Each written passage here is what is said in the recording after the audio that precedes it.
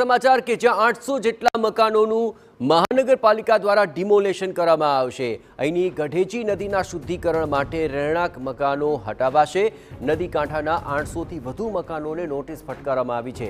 બોર તળાવ આરટીઓ કુંભારવાડા વિસ્તારના મકાનોને મહાનગરપાલિકાએ નોટિસ ફટકારી છે અને 7 દિવસમાં બાંધકામના અને રહેણાંકના પુરાવા રજૂ કરવા માટે આ નોટિસ છે।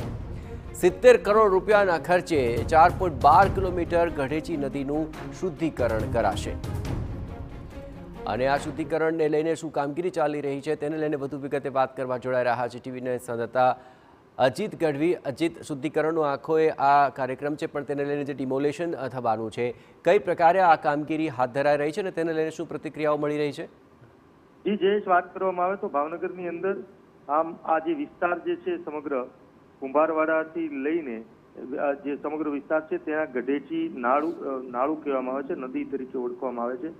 ત્યાં છેલ્લા 25 વર્ષથી આ પ્રકારના જુદા જુદા દબાણો છે। જોકે સૌથી મોટો સવાલ એ છે કે મહાનગરપાલિકા છેલ્લા 25 વર્ષથી આ ખૂબ જ જરૂરી વિસ્તાર હતો, જગ્યા હતી, અહીંયા આ પાણીને શુદ્ધિકરણ ભવિષ્યમાં કરવાનું હતું, આમ છતાં શા માટે એટલા બધા દબાણો થવા દીધા તે એક સવાલ છે।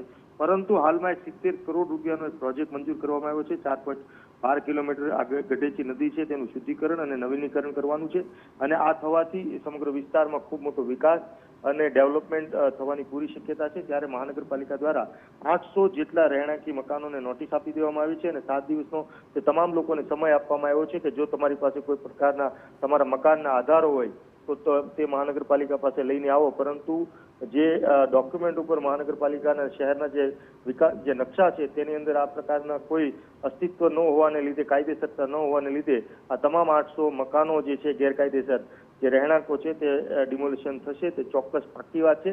અત્યારે અમુક જે સમજુ માણસો છે તે પોતાનું મકાનો ફેરવવા મળ્યા છે, જ્યારે અમુક લોકો વિરોધ કરવાના અને કોર્ટમાં જવાના મૂડમાં છે। પરંતુ મહાનગરપાલિકાના જે અધિકારીઓ છે, શાસકો છે, તેમની વાત નક્કી છે કે કોઈ પણ સંજોગોએ સરકાર દ્વારા જ્યારે 70 કરોડ રૂપિયા જેટલી માતબર રકમ અને 4.25 કિલોમીટર લાંબો શુદ્ધિકરણનો મોકો મળ્યો છે ત્યારે ભાવનગરના વિકાસમાં જરૂરી છે ત્યારે ડિમોલિશન થશે તે વાત પાકી છે અને ડિમોલિશનની કામગીરી અત્યારે સતત શરૂ છે ને આવનારા 2-4 દિવસમાં ડિમોલિશન હાથ ધરાશે તે વાત પણ પાકી છે। જયેશ, આભાર અજીત, તમામ ગતિવિધિઓ પર આપ નજર રાખતા રહેજો। તો આ સમગ્ર મામલે હવે આ શુદ્ધિકરણ પ્રોજેક્ટને લઈને રહેણાંક મકાનો હટાવવાની કામગીરી શરૂ કરાશે।